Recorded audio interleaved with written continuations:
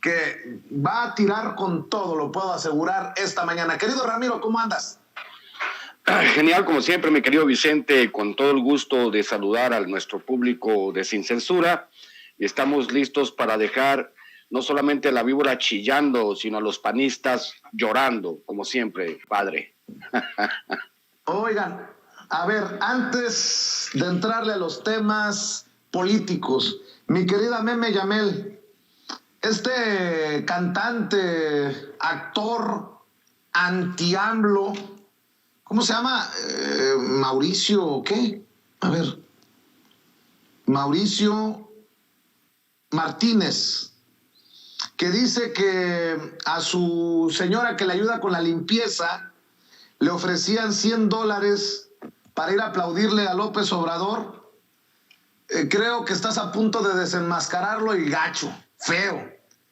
Cuéntame, ¿cómo está la situación esa? Pues se le fue el Wi-Fi. No tiene internet, creo.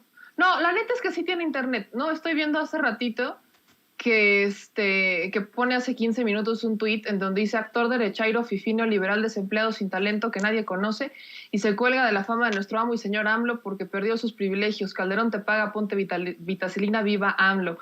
No se sabe en otra, madre mía. Se está poniendo esto y yo aquí sigo, ¿verdad? Esperando pacientemente a que nos dé fecha y hora. O sea, hoy mismo el productor puede ir a grabar a esta señora, a grabar su testimonio. Es una denuncia importante. Yo lo digo, yo lo reté en mi programa a él y a Pedro Ferriz. Pues, si tienen las pruebas, vamos a hacerlas. Si están los testimonios, hay que grabarlos.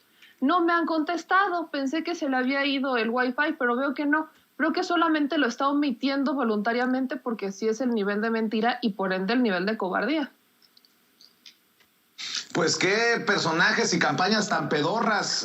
Ramiro Padilla Tondo, también veía un video en el que le están pidiendo en el avión, al interior del avión comercial en donde viajó el presidente Andrés Manuel López Obrador, selfies, y después se escuchan gritos de fuera AMLO, y veía a medios como Ruido en la Red, en el que presuntamente tiene intereses Javier Risco, que sale en el programa de radio de W Radio con Gabriela Warkentin.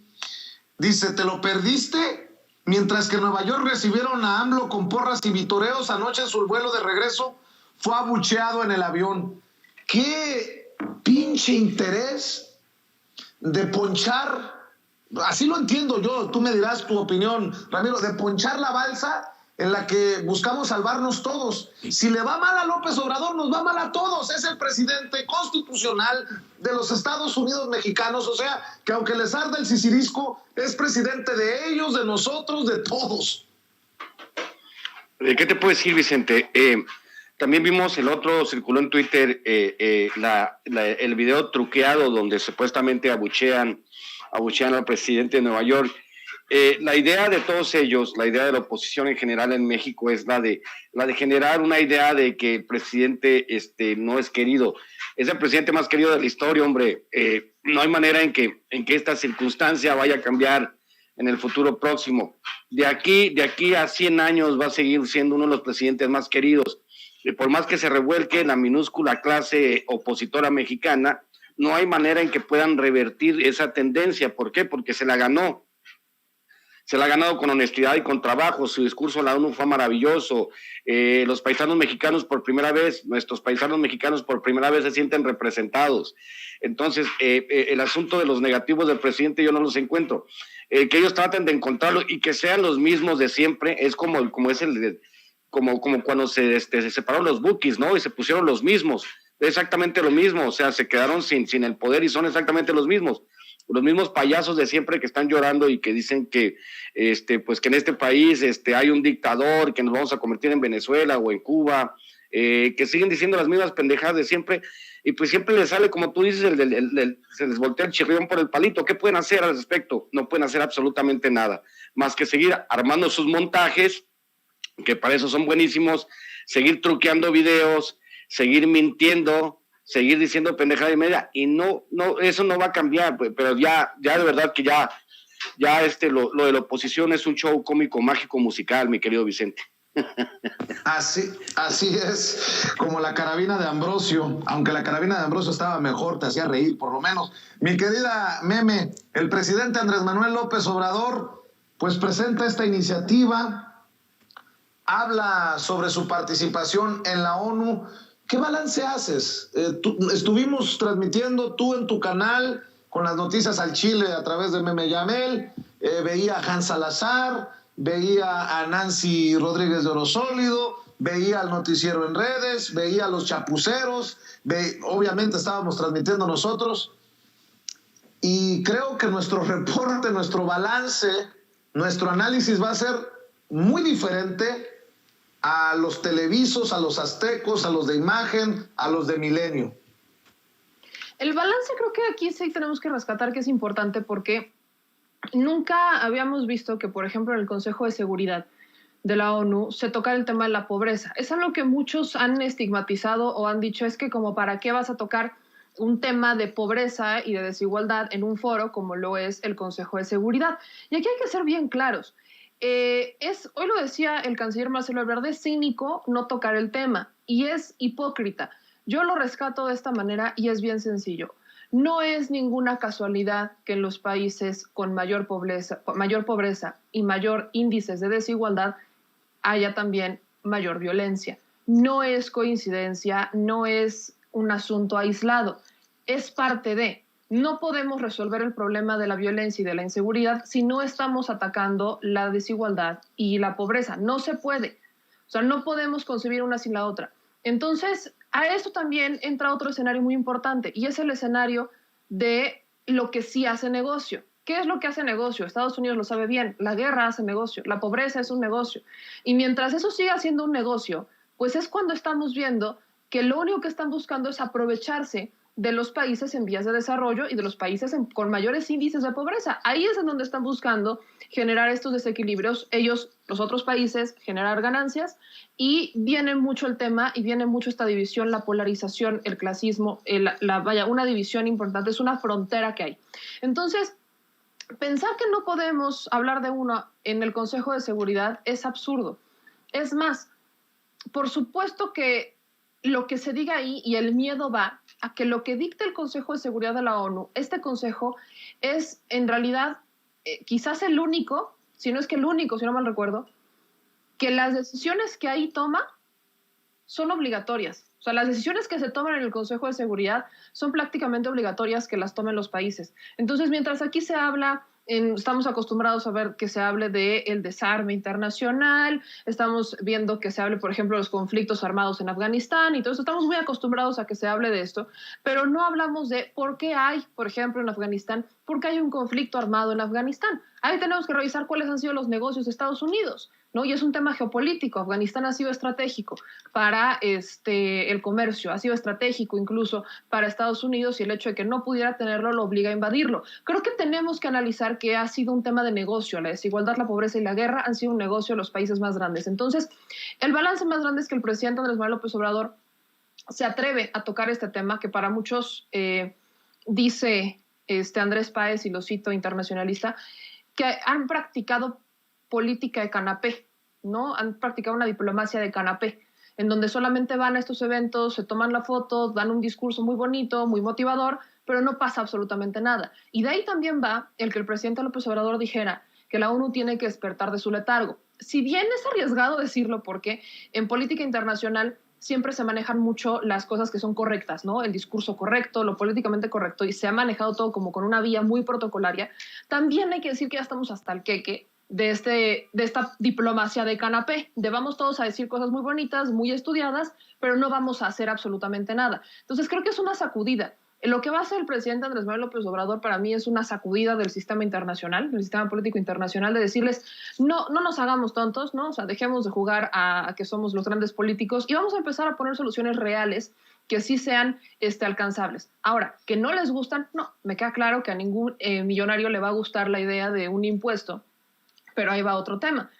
Si en vez de decirles que fueran impuestos, les decimos que van a hacer donaciones que van a poder deducir de impuestos, ahí sí yo creo que ni siquiera hubieran tomado, no hubieran dicho nada, no hubieran puesto ni un pero, porque hablamos otra vez de este tema de filantropía. Y no tendríamos por qué hablar de la filantropía cuando es una obligación del Estado, de los estados, resolver los problemas de desigualdad y pobreza. Entonces, es un balance muy positivo. Además, ahora aquí en la cereza del pastel, todo lo que estuvo englobando la visita del presidente López Obrador, la visita de la gente, cómo los paisanos salieron a apoyarlo, cómo estuvieron ahí. Creo que esto es un mensaje muy fuerte porque, y ahí corrígeme Vicente, y me corregirá también mi querido Ramiro, que si había otro o hubo algún presidente, dejen ustedes de México, del mundo, al que recibieran en Estados Unidos de esa manera. Yo no recuerdo, yo estoy más chiquita, pero no recuerdo un solo presidente que tuviera esta cantidad de gente a la que recibieran, ni de México, ni de cualquier otro país de América Latina. No recuerdo un presidente que llegara a un país que no es el suyo y lo recibieran de esa manera, con ese amor, con ese cariño, con ese cobijo y decirle aquí estoy, y ya sé que no te puedes acercar, pero aquí estoy. Y la respuesta que le dan los migrantes para mí fue recordar el himno nacional de Un soldado en cada hijo te dio, porque le dicen aquí estamos nosotros para acompañarte, tu lucha es nuestra lucha. Y muy pocas personas están logrando entender el mensaje tan fuerte que eso significa en un país que no es el tuyo y que no, y vaya, y ni siquiera en tiempos de campaña. Entonces, todo lo que engloba esta visita, por supuesto que es una sacudida al sistema internacional, y creo que, pese a que no les guste a muchos políticos de canapé y políticos de carrera, pues creo que sí era necesaria, ¿no? Y que se preparen, mi querida Meme Yamel, porque si esa fue la recepción para el presidente Andrés Manuel López Obrador en Nueva York ayer, la que se viene la próxima semana en Washington, imagínate cómo sería la recepción, Ramiro Padilla Tondo, en California, en Los Ángeles, o en Texas, o en Arizona. Pero bueno, hablando de estas cosas, también que se preparen los panistas para la posibilidad de escuchar a Joe Biden decir que respalda este plan de fraternidad y de bienestar del presidente Andrés Manuel López Obrador, entendiendo que en febrero Biden y su círculo cercano comenzaron a hablar de subir los impuestos a los estadounidenses más ricos para financiar sus programas sociales como los de educación. Joe Biden proponía un 3% al impuesto de la riqueza o de los más ricos de Estados Unidos. Andrés Manuel López Obrador propone el 4%. Por eso digo que se preparen esos que critican a López Obrador hoy, porque Biden podría respaldar tan pronto como la próxima semana el plan propuesto por el presidente en el Consejo de Seguridad de la ONU. Es que, Vicente, no tendríamos que estar hablando de darles impuesto especial a los ricos si no hubiese sido por Ronald Reagan que se le ocurrió la idea de modificar una ley. Esta ley es la ley de las contribuciones en campaña. Fue donde Estados Unidos dejó de ser una democracia, las grandes corporaciones compraron a sus propios legisladores y compraron a sus senadores. Es por eso que están sufriendo la crisis que tienen ahora desde Reagan. Entonces, obviamente, en el periodo de la posguerra, en Estados Unidos, había un sistema de impuestos progresivos donde los más grandes millonarios de Estados Unidos pagaban hasta el 90%, llegaron a pagar hasta el 90% de impuestos. Por eso no había tanta desigualdad en Estados Unidos. Lo que le hicieron Ronald Reagan y Margaret Thatcher al mundo al instaurar a esta pandilla de pillos, von Hayek y Milton Friedman y los Chicago Boys, que vinieron con la idea del Estado mínimo y que la economía se regulara a sí misma, fue lo que ocasionó la gigantesca desigualdad que estamos padeciendo.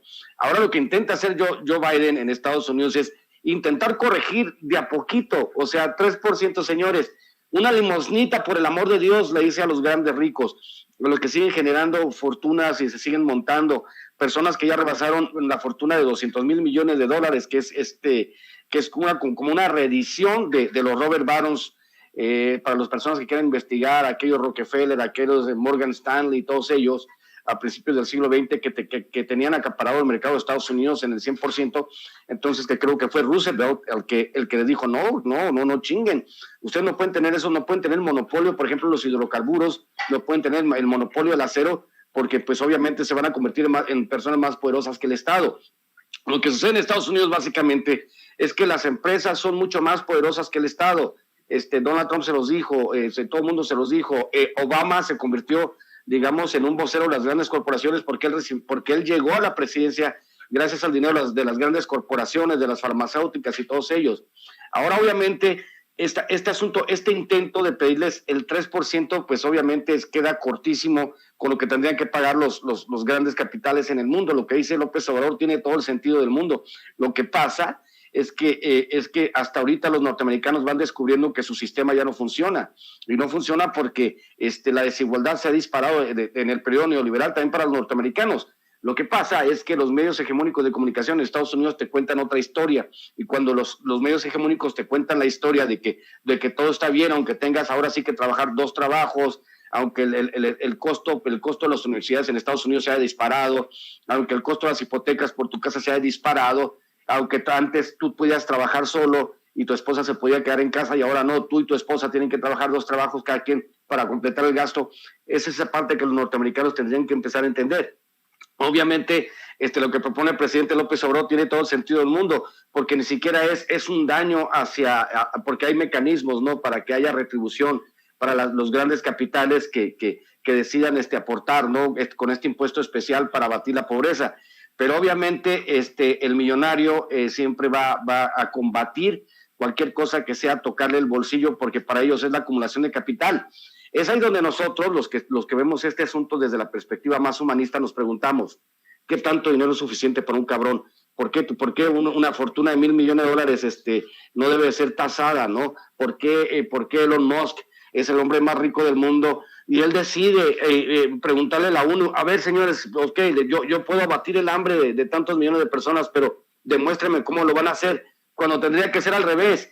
Usted debería de pagar sus impuestos y no debería existir hambre en el mundo porque hay suficiente comida. Acuérdense lo que sucede en Europa, que se tira la comida mientras en países africanos no tienen para comer, mi querido Vicente. Así es. Oigan, déjenme cambiar de tema mientras nos preparamos precisamente para la cobertura que vamos a realizar. Si en algo podemos también ayudar a las trincheras de ustedes, querido Ramiro, querida Meme, pues vamos platicándolo, porque vamos a tratar de hacer el esfuerzo de estar en Washington, en la Casa Blanca.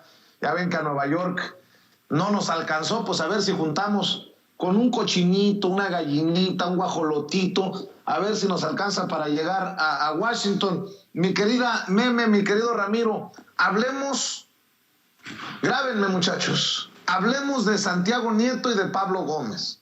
Hoy el presidente Andrés Manuel López Obrador hizo referencia a estos personajes, este cambio de se va Santiago y llega Pablo a la unidad de inteligencia financiera. Son las declaraciones del presidente Andrés Manuel López Obrador. Pues ya se hizo el nombramiento de Pablo Gómez como nuevo titular de la unidad de inteligencia financiera. Hubo críticas respecto de pues que no cumple quizá el perfil técnico y pues también de que quizá pueda usarse para atacar a los adversarios. ¿Qué responde a estas críticas que se han dado por el nombramiento? Pues yo pienso que fue una buena decisión de Santiago Nieto de presentar su renuncia, y creo que también fue una decisión el nombramiento de Pablo Gómez. Es un hombre íntegro, honesto, incorruptible. ¿Tengo que decir más? Son las declaraciones del presidente Andrés Manuel López Obrador. Nada más para agregarle al debate, para dejar la víbora chillando. Dice el periódico El Financiero que Ricardo Monreal evalúa darle chamba a Santiago Nieto. ¡No! ¡No, Santiago, por favor, no! En el Senado, luego de renunciar a la unidad de inteligencia financiera, el coordinador de los senadores de Morena calificó al exfuncionario como un servidor ejemplar y reiteró que no se uniría al linchamiento mediático ni a las críticas contra él. No, imagínense que cometa otra pifia Santiago Nieto yéndose a trabajar con Ricardo Monreal al Senado. Mi querida Meme, te escucho con tu opinión sobre la salida de Santiago Nieto, sobre la llegada de Pablo Gómez, que propone un nuevo pacto, una nueva relación al fiscal general de la República, Alejandro Gertz Manero, y pues estas declaraciones del presidente Andrés Manuel López Obrador. Bueno, claro que ha sido polémico, mi querido Vicente, claro que ha sido polémico. A la gente no le gustó la renuncia de Santiago Nieto y no nos gusta porque hemos visto el trabajo que hizo Santiago Nieto. Creo que el trabajo que hizo Santiago Nieto en la Unidad de Inteligencia Financiera es impecable. No le encuentro ningún tipo de error al trabajo que hizo Santiago Nieto, y vaya menos desde donde venía el currículum que tiene Santiago Nieto y demás. Entonces, por eso ha generado, pues sí, bastante molestia, pero pues el presidente hoy lo dijo con toda claridad, y creo que en el análisis todos estábamos de acuerdo. Qué bueno que presentó su renuncia. No es por un tema en contra de Santiago Nieto, ni mucho menos. Yo quisiera ponerlo en una perspectiva distinta. Con todo el contexto que se dio y con todo con las personas que estuvieron involucradas, particularmente, si Santiago Nieto incluso no hubiera renunciado y regresa a la Unidad de Inteligencia Financiera y entonces decide investigar el origen de los recursos de estos $35,000 de Ili Ortiz, hubieran desestimado el trabajo por un conflicto de intereses. O sea, ahí es donde estamos hablando que hubieran metido amparos porque un conflicto de interés y demás, por el tema de un posible incluso congelamiento de cuentas y demás. Entonces, esto, y es la decisión que toma Santiago Nieto, porque así es como lo publica en Twitter, que no va a afectar al proyecto por toda la situación como se dio con los invitados, ni siquiera fueron terceras personas, no va a afectar el proyecto del presidente y por eso se hace a un lado porque su lealtad está con el presidente. Entonces, entendiendo el contexto, el problema es ese, que muchas decisiones de Santiago Nieto de la Unidad de Inteligencia Financiera al congelar cuentas de uno u otro se hubieran visto afectadas porque empezaríamos a ver este conflicto de interés. Entonces, en pro de evitar pretextos, yo la llamaría, es que se separa Santiago Nieto, y así es como yo lo entiendo. El que Monreal le ofrezca trabajo, yo creo que ahí es un tema de Ricardo Monreal queriéndose trepar en la simpatía de la gente. Lo digo con esa honestidad, porque sabe que la gente le tiene esta simpatía a Santiago Nieto y que agradece el trabajo de Santiago Nieto porque es el que vimos muy activo. Entonces yo siento que ahí es un tema de Ricardo Monreal en donde pues quiere como acaparar o ganar puntos, porque lo que hoy hace Ricardo Monreal paso a paso es porque quiere la candidatura del 2024, si no realmente estaría concentrado y ni siquiera mencionaría el 2024. Hay varias declaraciones que ha dado Ricardo Monreal. Entonces yo creo que en ese sentido Ricardo Monreal sí se ha buscado como buscar esta simpatía con distintos personajes que ya generaron esta empatía con la gente. Y en el otro punto, con Pablo Gómez, ahí vamos a ver un tema importante, ¿no? Es de conocimiento que la Fiscalía General de la República y la Unidad de Inteligencia Financiera, pues como que no se han llevado muy bien, ¿no? Gertz Manero, pues no ha logrado, nunca logró trabajar bien con Santiago Nieto, pese a que había respeto, ¿no? Que ya en las últimas veces veíamos que había un respeto y un trabajo conjunto y esos anuncios, pues sabíamos que nada más no lograban hacer match. Entonces, vamos a ver si en este momento, pues Pablo Gómez logra generar esta simpatía o generar este acercamiento con la Fiscalía, porque en realidad de nada servía que la Inteligencia Financiera congelara cuentas cuando ahí los tenemos, ¿no? O sea, ahí los tenemos viviendo por la libre, con cuentas offshore, con cuentas a otros nombres. O sea, al final, si no se realizaba una acción jurídica, si no se abrían las carpetas de investigación, todo quedaba en una denuncia de la Unidad de Inteligencia Financiera y por eso no se avanzaba. Lo que a mí me preocupa sigue siendo la Fiscalía, ¿no? Para mí la Fiscalía es un tapón. Ayer leía de Laura Sánchez Ley, una compañera, le mando un saludo, que por ejemplo en el caso de García Luna, Gertz Manero había dicho que habían realizado una denuncia por ahí un tema de dinero de 2001 relacionado con García Luna y ya perdió el expediente, ¿no? La Fiscalía perdió el expediente, dice que no tiene ni siquiera los recursos humanos para localizarlo. Eso es lo que a mí me preocupa, ¿no? Me preocupa lo que pasa en la Fiscalía, que se ha convertido en un tapón y que no hemos logrado destapar, ¿no? Eso es lo que a mí me está generando mucha preocupación, pero quizás la llegada de Pablo Gómez pueda empujar un poco al fiscal, ¿no? Como más se hace con miel que con hiel. Quizás por ahí iría, no me quiero realmente aventurar, porque hay muchas cosas que dependen de la Fiscalía, y Pablo Gómez, un perfil muy técnico para la unidad, no lo es. Pero más allá de Pablo Gómez, creo que esto es un asunto estratégico. El equipo que está en la Unidad de Inteligencia Financiera y el equipo que se ha armado en la Unidad de Inteligencia Financiera es un equipo sólido. Entonces, yo creo que el equipo sólido, o sea, es el equipo de Santiago Nieto el que va a llevar el trabajo, y Pablo Gómez solo va a fungir como alfil mediador con Gertz Manero para establecer mejores las relaciones. El secretario técnico, por ejemplo, el secretario técnico de la Cámara de Diputados, que llevaba 20 años trabajando ahí, ya se fue a la Unidad de Inteligencia Financiera. no sabemos todavía qué cargo va a ocupar, pero están armando un equipo con gente que es más estratégica, más conciliadora, como que están buscando un asunto mucho más técnico ahí, y el equipo de Santiago Nieto ahí está. Entonces, pues vamos a ver cómo funciona. Yo tengo algunas dudas, pero creo que es el equipo al que hay que tenerle pues cierta confianza, ¿no? Pues sí, ahora el fiscal general de la República, Alejandro Gertz Manero, no tendrá espacio para sus pendejadas de que está peleado, que no se puede trabajar con Santiago Nieto. Ahora es Pablo Gómez, que tampoco es un improvisado desde otras trincheras, Ramiro Padilla Tondo. Muchos le reconocemos su pelea contra el Fobaproa, sus denuncias sobre el Pemex Gate, así como le reconocemos a Santiago Nieto como titular de la Unidad de Inteligencia Financiera las 378 denuncias por lavado de dinero, los 6.500 millones de pesos congelados. Pues así también hay que reconocerle a Pablo Gómez pues su convicción contra la corrupción. Es que es un tema que tiene muchas aristas. La primera es, vemos la entrega-recepción de la Unidad de Inteligencia Financiera muy rápido. Pareciese que ya este movimiento hubiese estado calculado de tiempo atrás. Quizá, como dice el dicho, piensa mal y acertarás, ¿no? Quizá se prendieron los focos rojos en Palacio Nacional desde que se descubrió la relación del señor Santiago Nieto con la panista, ¿no? Con esta señora Humphrey. Entonces, obviamente, pues se puso a buen recaudo porque el presidente, obviamente, va 3 o 4 jugadas adelante. Entonces, a mí me parece que sí, que al final de cuentas el equipo como dijo Meme, de la Unidad de Inteligencia Financiera es ya un equipo sólido, un equipo consolidado, un equipo que va a seguir trabajando ya en automático, y tener una persona de todas las confianzas del presidente, me parece que es una decisión acertada. Ahora veremos, ¿no? O sea, al final de cuentas, el presidente es la persona mayor informada del país, mejor informada del país.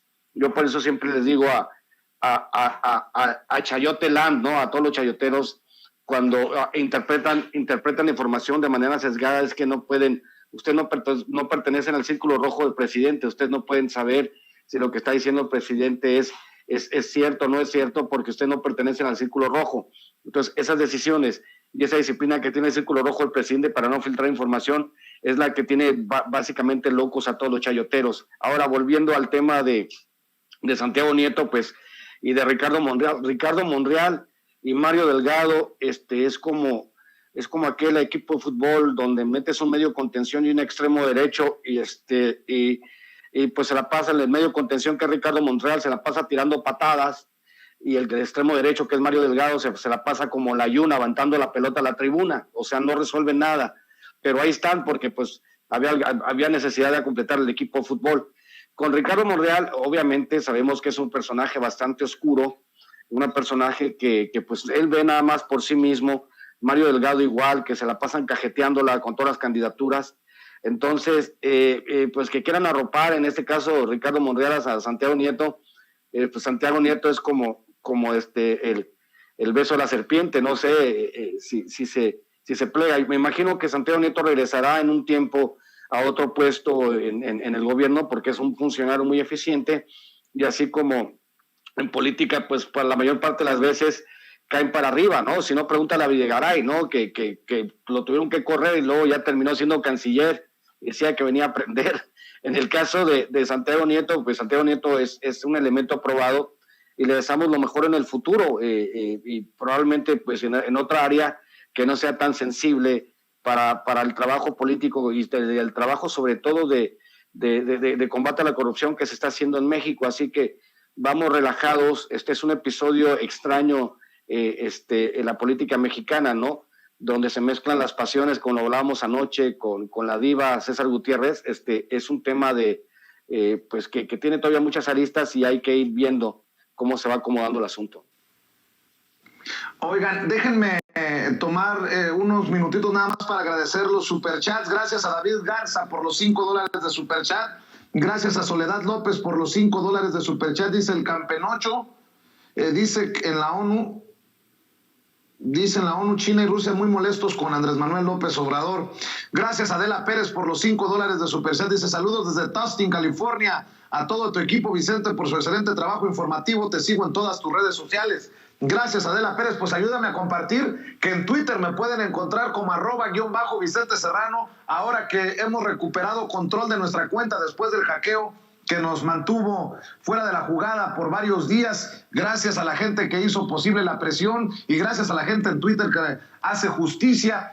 Comparta que estamos transmitiendo en Sin Censura TV, en Sin Censura Media y en Sin Censura Presenta a través de YouTube. Gracias a César Méndez López por los $50 de Superchat desde Esmeraldas Pancake House en Monticello, Indiana. Gracias a Daniel Bartolo por los $20 de Superchat, dice, por la voz libre y por la 4T. Gracias a Efraín González por los $20 de Superchat. Dice, invitamos al presidente a visitar California para demostrarle nuestro apoyo. Gracias a Santi Rubens 1 por los $2 de Superchat. Dice, buen día, raza, a seguir orando por México y por AMLO, ánimo. Gracias a Roxana Ortega por los $50 de Superchat. Gracias a María Concepción Reyes Rodríguez por convertirse en benefactora mensual de Sin Censura. Gracias a Core Queen por convertirse en benefactor mensual de Sin Censura. Gracias a JJCC Jim por los $20 de Superchat. Dice, créanme que si van ahora sí les va a arder el asterisco. ¿Cuánta gente los vamos a apoyar? No hagan corajes por gente que ya perdió la razón, se refiere a Pedro Ferriz Híjar. Gracias a Servando Flores Castro por los $5 de Superchat. Dice, en Ciudad Acuña, Coahuila, la Policía Municipal y la Policía Estatal están sobornando y haciendo levantones al pueblo. Tienen miedo de que los secuestren. Gracias a Cajol Santos por los $25 de Superchat. Un granito de arena para el viaje, dice, gracias. Gracias a Trucking Around Atlanta por los $5 de Superchat. Dice, yo vivo en Atlanta, Georgia, y si el presidente viene yo dejo de trabajar 2 o 3 días y eso que gano a 25 la hora, no como dice el pelón, que va a saber él cuánto ganan. Gracias a todos por el apoyo a Sin Censura. Bueno, con más noticias, por cierto, ustedes que son supersticiosos, son las 11 de la mañana con 11 minutos en el norte del país, en la franja fronteriza, 12 con 11 tiempo del centro de la capital mexicana, 1 con 12 minutos tiempo del este, por allá precisamente en Nueva York.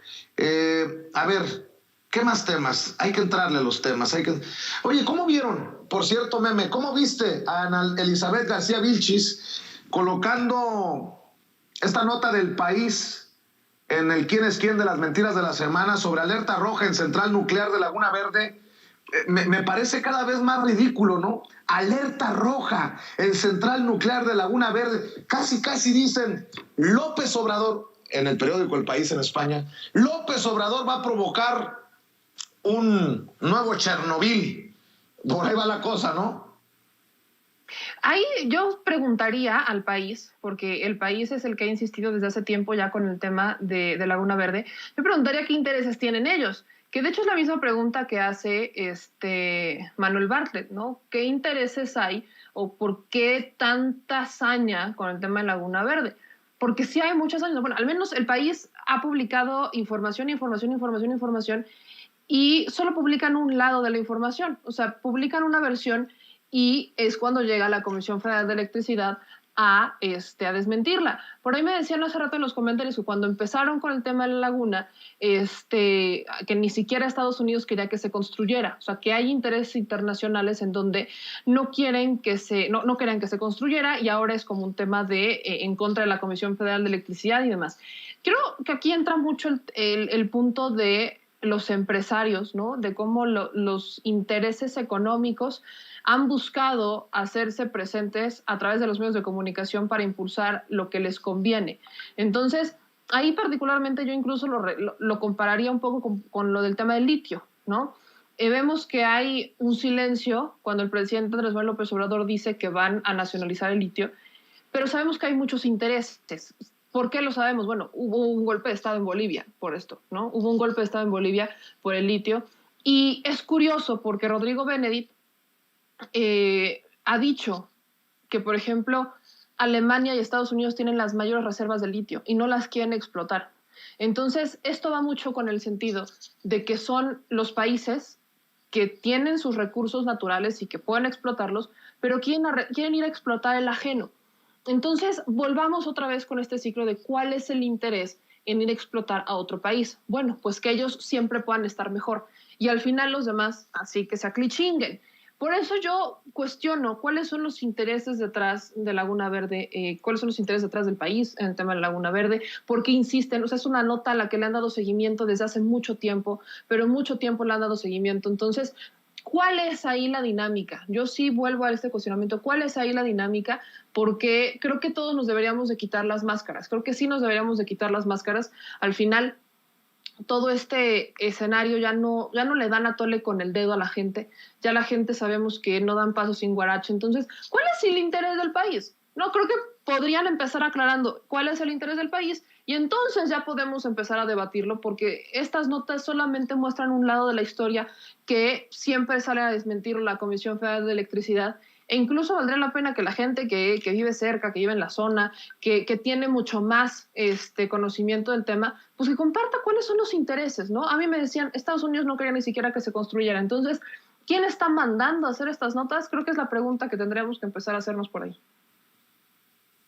Por cierto, Ramiro Padilla Tondo, ya que estamos hablando de la prensa extranjera, la prensa internacional, el maestro, nótese mi sarcasmo, el maestro de la revista Etcétera, Marco Levario Turcot, el cuasifilósofo de la pluma, dice, el discurso, fue retuiteado por Fernando Belanzarán, para que vean el nivel. El discurso de Andrés Manuel López Obrador en la ONU no salió en el Times, el Post, el Wall Street Journal, ni en el Financial Times, en el Figaro, en el The Guardian. Está clarísimo, se trata de un complot de la prensa neoliberal contra el salvador del mundo. Bueno, yo sí le voy a decir a Marco Levario Turcot que leí la nota en ABC, el network, la cadena de televisión estadounidense ABC, que hace referencia a la propuesta, el plan de bienestar y de fraternidad presentado por el presidente Andrés Manuel López Obrador en el Consejo de Seguridad de las Naciones Unidas. El nado del cisne, o cómo chingado se llamará este nado sincronizado, el lago del cisne, lo digo del nado por burlarme de estos cabrones. Es que, bueno, en general bueno, vamos a concatenar los dos temas, el tema del país y el tema del señorito Marco Levario, para entender, ¿no? Hay que entender que muchas de las opiniones en estos diarios son inserciones pagadas, disfrazadas de opinión independiente. Eso es lo que es básicamente. O sea, ¿quién es el grupo, por ejemplo, El País? ¿Quién es el grupo Prisa? Y ya cuando ves quién es el grupo Prisa y ves que uno de sus operadores en México era precisamente el hermano de Margarita Zavala, por ejemplo, ¿no? Que ahora está casado con la dueña de Proceso. Entonces entiendes por dónde viene el golpe, ¿no? Pero pues los golpes son leves, no tienen ninguna consecuencia. Y esta idea tan importante y que desnuda el cuerpo entero, me parece interesantísimo esto que planteas, el tuit de Marco Levario, es porque enseñan realmente quiénes son sus amos. Obviamente cuando mencionas a estos medios de comunicación, pues obviamente dices, miren, mis amos no están de acuerdo con la postura de López Obrador. Me tocó platicar precisamente con un cuate de derecha, de extrema derecha en este país. Nos fuimos a comer, obviamente por atención a su esposa lo hice. Entonces, pues no me quedó más que pegarle la revolcada de su vida, que es del grupito de Krause y todos ellos. Explicándole que si él toda su información la extraía precisamente de los medios hegemónicos norteamericanos, todo lo que dijera iba a tender a la derecha, iba a tener un sesgo totalmente a la derecha. Obviamente que nosotros pongamos como referentes a los medios que tienen un control ideológico sobre los norteamericanos y sobre el mundo en general, pues no nos deja bien parados, porque eso indica que nuestra capacidad de interpretación es muy pobre. Lo que uno tiene que hacer es, como le digo, eso no es un argumento, eso es una opinión. ¿Cómo se forma un argumento? un argumento lo formas cuando tomas dos posturas disímiles, una postura de izquierda y una postura de derecha, y las comparas y creas tu argumento. Cuando tú agarras todo lo que dice la derecha y lo tomas como verdad, pues simplemente estás pasando por pendejo, porque así no funciona el sistema. Entonces, bueno, pues le deseamos toda la suerte, que sigan desde sus trincheras, todas aquellas personas que miden menos de 1.60, diciendo lo que quieran, pero en general la verdad está en otro lado. ¿Y qué significa la verdad? Tú y yo lo hemos hablado, Vicente. ¿Qué significa la verdad? Es que los hechos encajen con lo que dices. Lo que pasa es que la derecha, los hechos están aquí y la verdad está por acá, ¿no? O sea, la interpretación de ellos está por acá, una interpretación totalmente sesgada. Entonces, obviamente, ya a estas alturas de la vida, leerlos ya, que digamos, a todos ellos, desde la derecha, en Twitter, intentando llevar agua a su molino, intentando pedir donaciones para su revista, pues demuestra de cuerpo entero quiénes son. Entonces no hay que prestarles mucha atención, no necesariamente que no puedan opinar, pero a nosotros de la izquierda nos importa un carajo lo que opinen de estos personajes minúsculos al final, ¿no? Entiendo lo que dice Ramiro Padilla Tondo, pero déjame preguntarte, Meme, tu opinión. Grábame, David, por favor. Estos ataques que estamos recibiendo directamente ya en Sin Censura, nos hackean nuestra cuenta de Twitter, nos dejan fuera de la jugada en momentos en que habíamos señalado que nos están incluyendo entre las cuentas más exitosas de Twitter. Ayer mencionaba este artículo que publica Milenio de la mano de Janet López Ponce, quien fuera corresponsal de Milenio en las mañaneras y ahora cubre la fuente del INE. Y toma en cuenta lo que publica un centro de investigación de la UNAM y un personaje de nombre Julio Juárez Gámez, que me ayudaste a desnudar, a exhibir como un asesor de Lorenzo Córdoba, el consejero presidente del INE. Este artículo que titulan YouTubers Emprendedores de la Mentira, el Centro de Investigación de la UNAM detectó que los YouTubers invadieron el proceso electoral con campañas de desinformación. Ayer yo respondí, obviamente encabronado, porque me pone en riesgo hasta de secuestro. Si alguien le cree a Janet López Ponce que nosotros generamos $1,5 millones al año, háganme la buena, ámala John, mi querida Meme, y nos vamos todos a las giras del presidente a Nueva York y luego a Washington. Dice Julio Juárez Gámez, retuiteando a Janet López Ponce: gracias por darle difusión a los resultados de nuestro trabajo. Por cierto, ayer John Ackerman me dijo que ellos, desde su trinchera, también en la UNAM, tienen otros datos. Nos vamos a entrevistar. Dice: es muy importante encontrar soluciones para el creciente riesgo que representan quienes lucran con la mentira, sin coartar la libertad de expresión de nadie, pero achicando el megáfono de quienes mienten para vivir. Bueno, tan mienten para vivir que Janet López Ponce escribe en Twitter, y me lo hicieron llegar, Meme, porque me tiene bloqueado. Dice que el youtuber está muy enojado por el estudio del Centro de Investigación de la UNAM y ha incitado a sus seguidores a agredir como siempre. Pasan los años y siguen sus mismos ataques a Milenio, retando a que se le entreviste, su sueño inalcanzable. Si no le gusta el estudio, diríjase a la UNAM, dice Janet López Ponce. Pues no quiero que me entrevisten en Milenio. Simplemente señalé que no me habían tomado en cuenta. Yo voy a escribir mi réplica, ya estará del director del periódico si la publica o no, pero no nos podemos quedar callados. Yo aquí nunca he incitado a nadie a agredirla. De hecho, yo estoy en contra de la violencia. Ella cree que es agresión cuando le escriben, por ejemplo, porque pone algunos ejemplos, dice: un artículo sin datos duros, plagado de opiniones, adjetivos con sesgo. Lo bueno es que tú y tu medio practican un periodismo puro. Luego alguien le escribe: debe ser doloroso ver cómo el presidente de la ONU halaga al presidente López Obrador.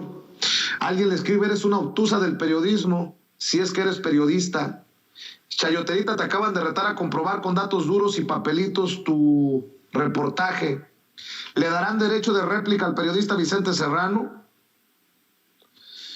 Bueno, pues yo no veo un ataque necesariamente directo, una agresión. Están cuestionando lo que publica, pero a ver, nada más para que quede claro, yo les pido por favor que no haya agresiones contra la periodista. Cuestionamiento sí, debate recio sí, pero no ataques, no agresiones. Mi querida Meme, pues no sé ante qué estamos, pero gracias por ayudarme a desnudar a este señor, disque académico Julio Juárez Gámez, quien ha recibido pagos del INE para asesorar directamente a Lorenzo Córdoba y hasta para escribir un libro, ¿no?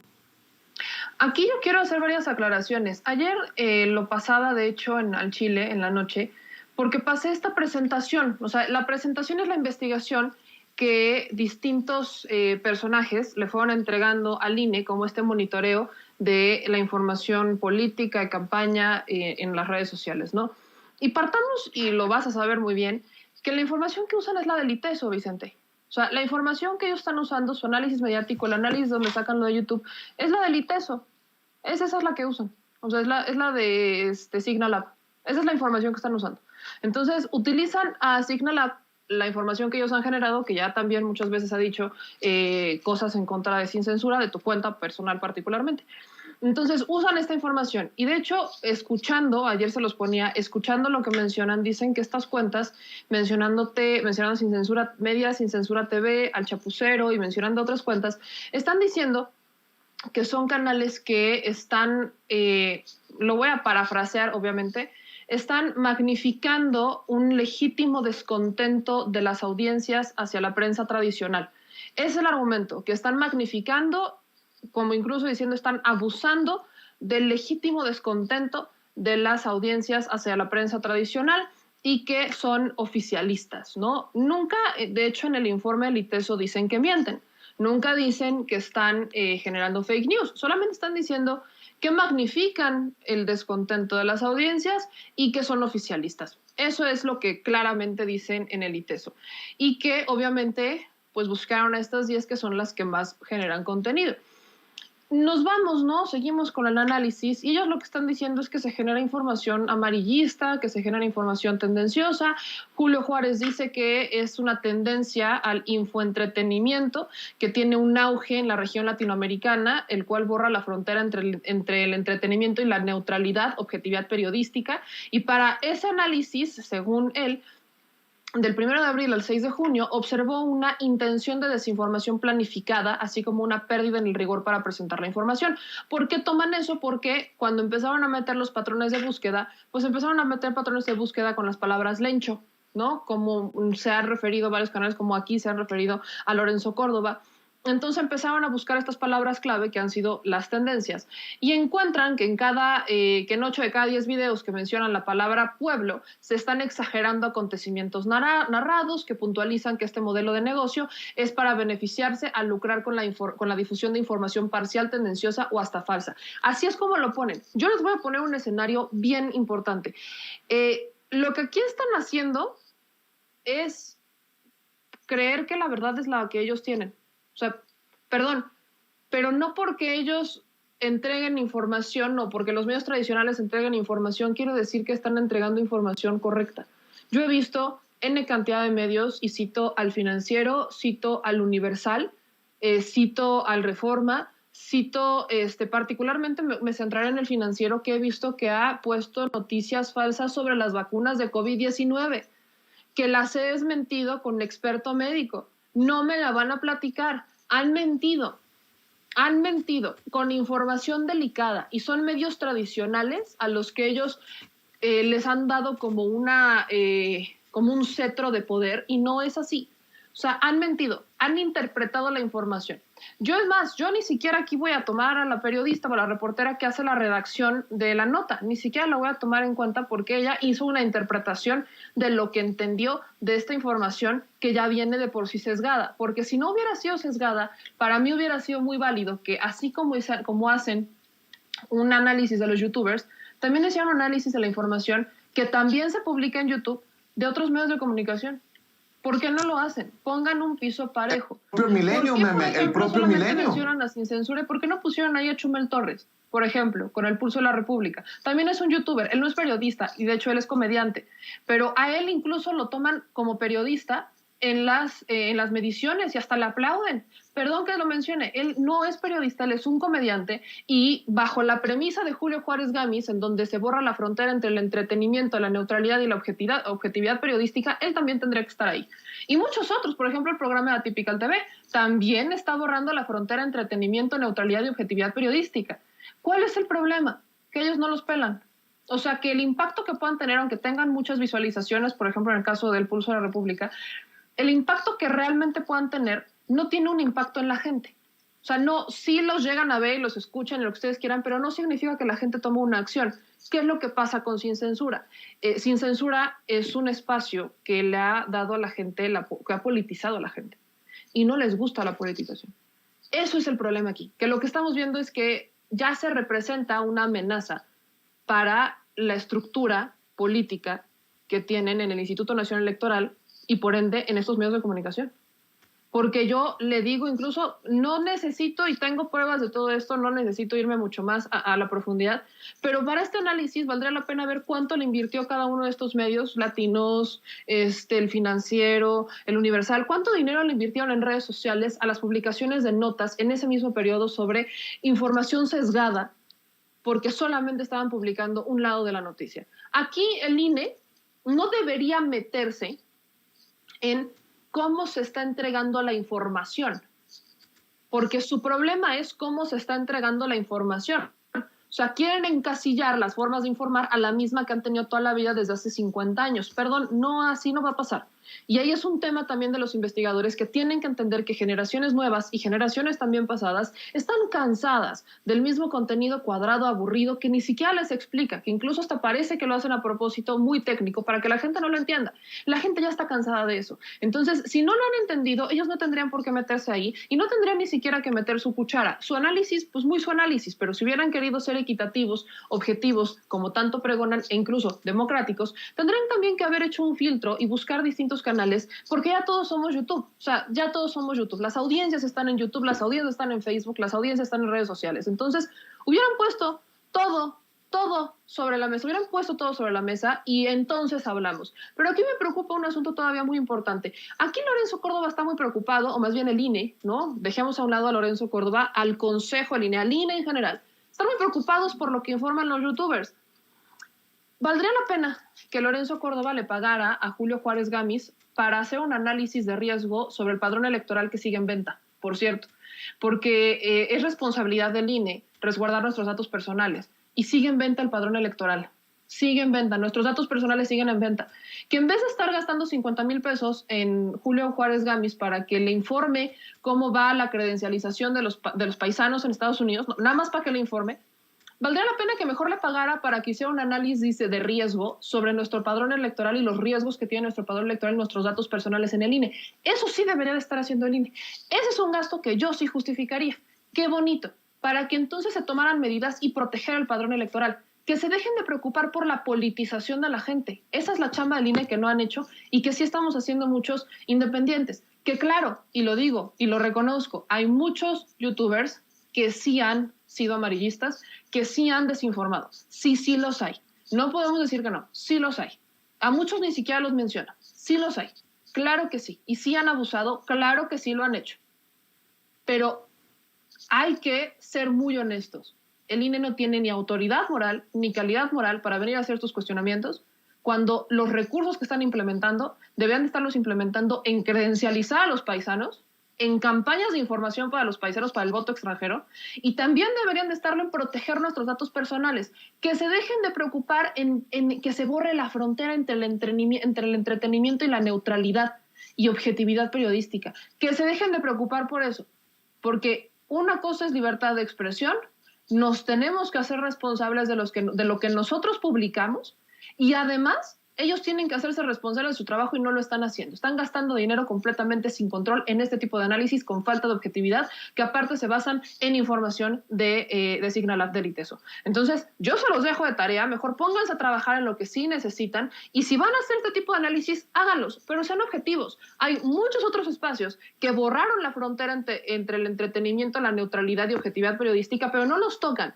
Y eso, ahí sí hay un sesgo y eso es lo que cuestionamos. Si les preocupa la politización, sálganse del INE. Sálganse del INE. Si les preocupa que la gente participe, que la gente salga y que la gente mueva y que la gente cuestione y que la gente los critique, salgan. No se vengan a lavar culpas, porque esto, en vez de ayudarle a Lorenzo Córdoba, son patadas de ahogado. Por alusiones personales, Meme, yo voy a decir, porque me señalan directamente a Vicente Serrano en este reportaje sarta de mentiras de Milenio firmado por Janet López Ponce, porque señalan Sin Censura TV y Sin Censura Media. Reto a que coloquen ejemplos de estas mentiras falsas o de estas medias verdades o de esta tergiversación, de estas noticias falsas o mentiras a las que se refieren en este reportaje de Milenio. Y sobre todo, porque han mentido en el dinero que nosotros generamos a través de YouTube y mencionan que nosotros podemos ganar hasta $1,5 millones. Hago responsable de cualquier amenaza, de cualquier situación que ponga en riesgo la integridad de los miembros de mi equipo y de este servidor. Hago responsable al periódico Milenio, a la reportera Janet López Ponce y al académico asesor de Lorenzo Córdoba Vianello, consejero presidente del INE, Julio Juárez Gámez, por lo que me pueda pasar debido a sus mentiras, porque nos pone en riesgo de secuestro o de algún atentado solo por mentir sobre nosotros. Espero que quede claro. Mi querido Ramiro Padilla Tondo, te escucho para cerrar. Aquí lo que sucede, mi querido Vicente, primero que nada, Sin Censura es el medio más fuerte alternativo, digamos por el formato. Esto no es una sola persona hablando a la cámara, sino todo un equipo de especialistas en todos los temas y que ha hecho que la fórmula de Sin Censura sea tan exitosa. El problema con todos los medios de derecha es que ellos tienen el monopolio de la mentira y lo usufructúan muy bien. Mentir, tergiversar, ejercer las medias verdades, es lo que han hecho siempre, para eso les pagan. Por eso Peña Nieto les dio 60,000 millones de pesos, ¿no? Y al final no sirvió para nada. Por eso los grandes empresarios de los medios recibían, por ejemplo, en el caso del señor que le agarraron $35,000 en Guatemala, ese señor tenía más de 80 escoltas a costa de nuestros impuestos. Por ejemplo, los grandes empresarios de medios, que son los que dictan la agenda, son los que están preocupadísimos por el avance de los programas alternativos como Sin Censura. Ahora yo les digo, imagínense si nomás el 50% del país tiene cobertura, ¿qué va a pasar con ustedes, señores de Milenio, Reforma, La Universal, cuando nosotros lleguemos a la totalidad del territorio, señores? O sea, se les acabó el corrido. Estas son las patadas de ahogado. Como decía Schumpeter, aquel economista, yo creo que se refiere a Hegel o a Marx, ¿no? El asunto de la destrucción creativa. Lo nuevo no termina de nacer y lo viejo no termina de morir, y nosotros estamos en este momento, por eso son los ataques, Vicente, estamos en esa etapa, ¿no? De que los fabricantes de las televisiones en blanco y negro, que son los medios de derecha, están encabronadísimos por el avance de las televisiones 4K inteligentes, ¿no? Entonces esa sería la comparación, el blanco y negro contra una televisión 4K. Se vieron rebasados por la realidad. Ahora, obviamente, van a seguir sufriendo y van a seguir atacando, porque si a ti te atacan directamente es que porque tú eres el líder de la manada en esta circunstancia, digamos, ¿no? Entonces, no van a atacar a un cuate que les parece irrelevante, aunque sea lo más tendencioso, porque canales de YouTube tendenciosos hay miles, ¿no? Pero al líder, al que tiene más audiencia, pues obviamente lo van a atacar. ¿Por qué? Porque eres la competencia directa y estás acabando con ellos. Bueno, en general nosotros, cada quien pone su granito de arena para acabar con ellos, y pues que sigan sufriendo. Al final de cuentas, como digo, somos un equipo en general, ya sabes que tienes un público muy, muy leal en Sin Censura, entonces, lo que digan, pues obviamente tienes que proceder por la vía legal porque tienen que empezar a sentir la lumbre de los aparejos, tienen que medirlos, el quién es quién de las mentiras los ha desnudado los intereses corporativos de todas estas personas. Y pues vamos con todo, mi querido Vicente. ¿Qué te puedo decir? Claro que sí. Estamos ante una embestida mediática en Twitter, en Facebook, en YouTube. Al final de cuentas son plataformas de la derecha y nosotros básicamente les estamos pidiendo prestado el espacio a la derecha, pero la derecha, pues ya sabes cómo son, nos pueden bajar el switch en cualquier momento porque no les conviene. Mientras hagan dinero de Sin Censura, porque obviamente YouTube hace un billete de Sin Censura, no le molesta, ¿no? Pero porque hacen billete en muchos lados. Pero en general así es, y los de Milenio y todos ellos, los académicos, como bien lo mostró mi querida Meme, son, digamos, son intereses que están realmente representados en estas personas que no dejan que el asunto germine como debe germinar, y al final de cuentas, digamos, en 1 o 2 años, cuando se termine de consolidar Sin Censura y lleguemos a todo el país, entonces ya se les acabó el corrido, y que digan lo que quieran, y como tú dices, lo retamos, porque nosotros desde la izquierda estamos comprometidos con la verdad y no podemos decir una mentira porque acabaríamos con nuestra credibilidad, mientras que ellos pueden mentir con toda la manga ancha y excusarse, ¿no? O jamás disculparse, como ponía yo el ejemplo ayer. Ellos pueden tratar de quemar a cualquier medio sin ninguna culpa, pero si tú siquiera los miras feos a los medios de derecha, se tiran al piso y reclaman que es un ataque a la libertad de expresión. Cierro diciendo, señores de Milenio, no mamen, en buena onda. Yo voy a cerrar diciendo, si a través de este reportaje que publica en Milenio Janet López Ponce, entrevistando a estos personajes, buscan que se verifique el contenido que nosotros producimos, va. Pero ¿quién los verifica a ustedes, hijos de la chingada? ¿Quién verifica que Joaquín López Dóriga no diga mentiras en sus columnas? ¿Quién verifica lo que escribe y publica en Milenio Carlos Marín? ¿Quién los verifica a ustedes? Creo que quedó claro. Mi querido Ramiro Padilla Tondo, ¿por qué no cerramos invitando a la gente para que te apoye en tus redes sociales, para que te apoye en tus esfuerzos independientes, querido Ramiro? Sí, pues ya saben, @Chairo Ilustrado es mi cuenta alternativa, @Ramiro Atondo, la cuenta oficial. Aquí andamos en la vendimia de los libros. Los que quieran un libro del pequeño Chairo, mándenme un mensaje por Twitter, que ahorita ando empacando y ando enviando libros. Nos vemos mañana con César entre Chairos y Fifís, el viernes con Braulio el Trascendente a las 11 de la noche con Los Desvelados, y pues seguimos con el Apoya Sin Censura, que es nuestro canal, el canal oficial de los más guapos del país, y le mando un beso a mi adorada Meme. Meme, te quiero. Ahí va. Muchas gracias, Vicente. Gracias, Ramiro. Querida Meme Yamel, excelente cobertura que hicieron ayer con el producer en Nueva York, a través de tu canal, Las Noticias al Chile. ¿Cómo nos despedimos? ¿Por qué no invitamos a la gente para que esté al pendiente de los esfuerzos independientes, querida Meme? Muchísimas gracias, mi querido Ramiro, te mando un beso así bien grande, bien tronado, y gracias a todos los que nos siguen como @memeyamelca en todas las redes sociales, a nuestro programa en Chile a las 9 de la noche, y ayúdenos a que Vicente vaya a Washington por piedad, porque la gente ayer no paraba de mandarte saludos, no paraba de mandarte besos, entonces la gente te quiere ver, Vicente. Hagamos vaquita para echar la mano y que te vayas a Washington, para que te encuentres también allá al producer. Entonces hay que hacer la vaquita, échenos la mano, y gracias a todos los que se están suscribiendo a este espacio, que nos siguen y que desde sus trincheras están compartiendo y están combatiendo la infodemia. Muchísimas gracias, mi querido Vicente, y a todo el equipo. Gracias, Meme, gracias, querido Ramiro Padilla Tondo. Estamos al pendiente y estamos también ya listos. Estamos listos para entrar